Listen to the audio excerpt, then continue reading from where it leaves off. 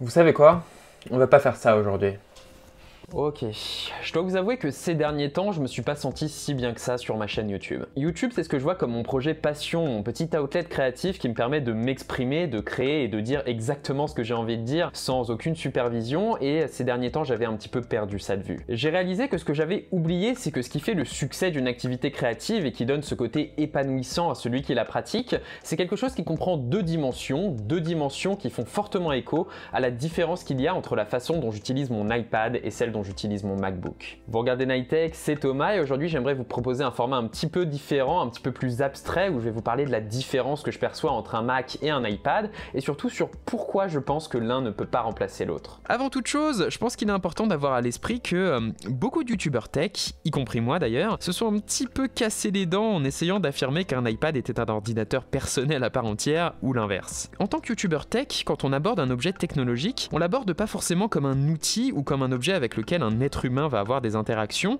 mais plutôt comme un assemblage de spécifications techniques, voire de fonctionnalités, qu'on teste une à une de façon un petit peu disparate, en passant du test de son écran à celui des specs, à celui de l'autonomie, etc. Le problème de cette vision très technocentriste, c'est qu'elle ne marche pas forcément quand on parle de différencier un iPad d'un Mac. C'était déjà vrai par le passé, mais c'est encore plus le cas depuis l'arrivée des Macs sous la puce Apple M1. Désormais, les deux plateformes tournent plus ou moins sous la même architecture technique, avec un niveau de performance certes pas identique, mais similaire d'une certaine façon. C'est d'ailleurs assez fascinant, je me dis que quand j'utilise mon iPad Air et sa puce Apple A14 ou mon MacBook Pro sous M1, et bah au final j'utilise la même famille d'appareils, le M1 étant une sorte de dérivé de l'A14. Enfin bref, dans cette vidéo il sera pas question de balancer des évidences du style l'iPad est une tablette avec un écran tactile et le MacBook un ordinateur portable, il sera pas question de technique, il sera pas question de benchmark ou de différenciation de ce style-là. Désolé à ceux qui sortent d'un devoir de philosophie, mais on va plutôt devoir refaire un petit effort d'abstraction ici. Et non, ce qui m'a inspiré dans la réalisation de cette vidéo et m'a donné envie d'aborder ce sujet, c'est qu'il fait écho à la façon dont j'ai utilisé mon iPad ces dernières semaines et à la réflexion que j'ai développée autour de ça. Ces derniers temps, j'ai eu un peu l'impression de me perdre sur YouTube. J'ai enchaîné la production de vidéos, enchaîné les tests, enchaîné les sujets, sans vraiment prendre le temps de m'arrêter et de me demander si je le faisais par envie, parce que j'avais effectivement quelque chose à dire, parce que j'étais inspiré, ou si c'était simplement parce que il fallait sortir une vidéo. Le problème dans ce que je faisais, c'est que j'avais perdu de vue la différence qu'il y a entre productivité et créativité. Pour revenir au sens premier du mot, la production au sens économique du terme, c'est le fait de convertir une matière première en quelque chose de nouveau, qui a plus de valeur. J'aime beaucoup cette définition parce qu'en tant que youtubeur tech, on s'appuie effectivement sur des objets, sur des thématiques existantes, sur des smartphones, sur des ordinateurs portables, des smartwatches, ce genre de choses, qu'on teste pour un public, donc on teste, on tourne et on publie. Concentré tel que je l'étais dans le fait d'enchaîner la production, je n'utilisais au final que très peu mon iPad, et je préférais de loin utiliser mon Mac pour cette activité. Le Mac, c'est la plateforme de productivité ultime quand on est dans l'écosystème Apple. C'est une plateforme particulièrement stable, désormais rudement efficace avec son équipement contemporain et juste impeccable pour démultiplier les tâches et les actions. Sur un Mac, le multitâche est entièrement naturel, ça fait partie de cette plateforme. Les fenêtres s'ouvrent et se chevauchent sans contrainte, les fonctions se superposent. Alors oui, je pourrais écrire cette dissertation ou mon mémoire de recherche sur un iPad, mais je suis désolé, quand il s'agit de jongler entre une fenêtre Safari de recherche, mon application de musique, Pages et des fenêtres de PDF, il n'arrive juste pas à la cheville du Mac. C'est exactement pareil pour faire tourner ma chaîne YouTube. À quoi bon me servir d'un iPad quand je peux absolument tout faire, souvent plus rapidement sur mon MacBook? C'est vrai, c'est pas comme si un MacBook Pro était une plateforme désagréable sur laquelle travailler après tout. macOS est génial et sans même parler du montage vidéo, pourquoi est-ce que je m'embêterais à éditer mes photos sur Pixelmator iPad quand mon MacBook aura une version légèrement plus riche et plus rapide? Pourquoi me contenter des piètres versions de Photoshop ou Illustrator sur iPad? Et de façon générale, pourquoi est-ce que j'utiliserais un iPad pour faire quoi que ce soit d'autre que regarder des vidéos dans mon canapé en sachant qu'iPadOS est une plateforme plus fermée et moins riche en termes d'efficacité et de possibilités brutes? Et justement, c'est là que ma façon de penser était totalement détraquée par cette idée selon laquelle tout doit être mesuré en termes d'efficacité et de productivité. L'iPad n'est certes pas l'outil le plus pratique du monde pour abattre du travail, mais justement, quelque part, c'est là qu'est sa force. L'iPad, c'est cette ardoise, cet écran qui n'est rien d'autre qu'une fenêtre vers votre contenu numérique, dont l'interface et les interactions s'adaptent totalement à la tâche que vous êtes en train d'effectuer. C'est en mon sens quelque chose d'assez beau, parce que ouvrir une application sur un iPad, c'est pas juste ouvrir un onglet plaît dans un coin de votre écran,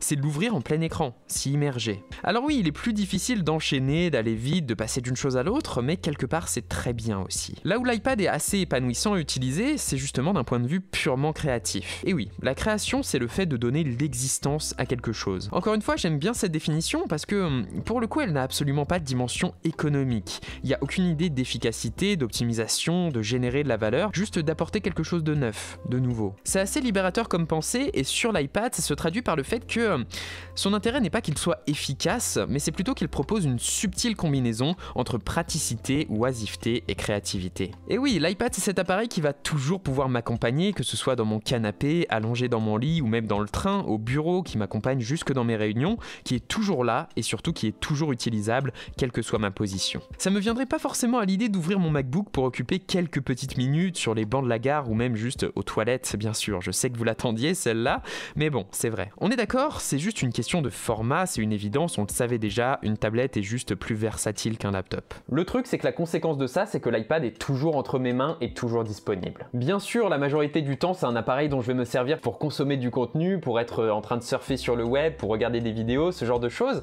mais quelque part, c'est aussi quelque chose qui fait partie de l'activité créative, le fait de consulter, de ne rien faire, de s'inspirer, c'est important. Mais justement, une fois accompagné des bons accessoires comme l'Apple Pencil et des bons logiciels comme Procreate, Affinity Photo ou encore LumaFusion, l'iPad peut également être un vrai vecteur de création, un vecteur d'autant plus riche qu'il est toujours disponible, toujours là avec vous. Peu importe dans quelle position je suis, je peux toujours noter des choses sur mon iPad, je peux toujours créer des petits fonds d'écran pour m'occuper, éditer une miniature d'une certaine façon dont l'idée m'est venue soudainement en parcourant Frandroid ou n'importe quel autre site tech. C'est bête, mais c'est assez puissant d'avoir un appareil qui est certes limité en un sens, mais également très riche en un autre, toujours là, que ce soit pour passer du temps à ne rien faire et à s'inspirer, ou directement pour créer à l'envie. Et c'est bien ça qui est intéressant, si l'iPad peut être productif, c'est juste pas le meilleur outil pour ça. L'iPad, c'est plutôt un genre de pinceau, un couteau suisse qui est toujours disponible, un canevas pour la création, une conséquence à la fois de son software, de son format et de l'obstination d'Apple à bâtir sa plateforme comme telle. Je suis pas en train de dire que c'est mieux qu'un MacBook. Et oui, le Mac reste un formidable outil créatif,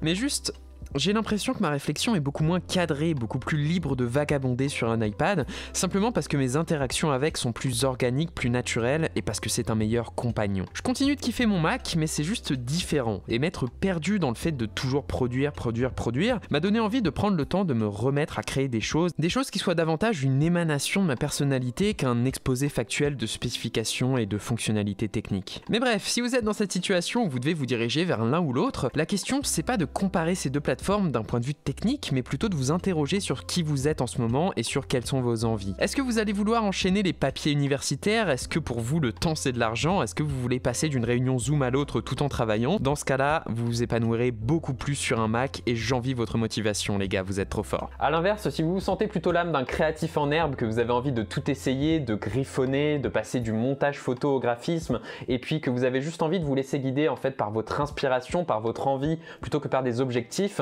dans ce cas-là, prenez un iPad très clairement, vous allez vraiment vous y épanouir et kiffer votre vie quoi. Enfin bref, bien sûr ce n'est que ma petite réflexion du moment et évidemment toute cette vidéo est profondément subjective, il faut le dire, mais je pense que c'était nécessaire parce qu'elle est le reflet de ma recherche actuelle d'un certain équilibre entre mes objectifs personnels et mes aspirations créatives. Enfin voilà, j'espère que cette petite vidéo un petit peu différente de d'habitude vous aura plu, ça m'a fait super plaisir de la faire, mais j'ai quand même l'impression de prendre un petit risque en restant un petit peu plus dans l'abstraction et en parlant des interactions qu'on a avec un objet technologique plutôt que de l'objet technologique lui-même, mais je pense que c'est important également. Si c'est le cas, si ça vous a plu, comme d'habitude vous savez quoi faire, le j'aime, le commentaire, l'abonnement et le partage, c'est ce qui fait grandir notre toute petite chaîne, c'est grâce à vous et je vous en remercie vraiment.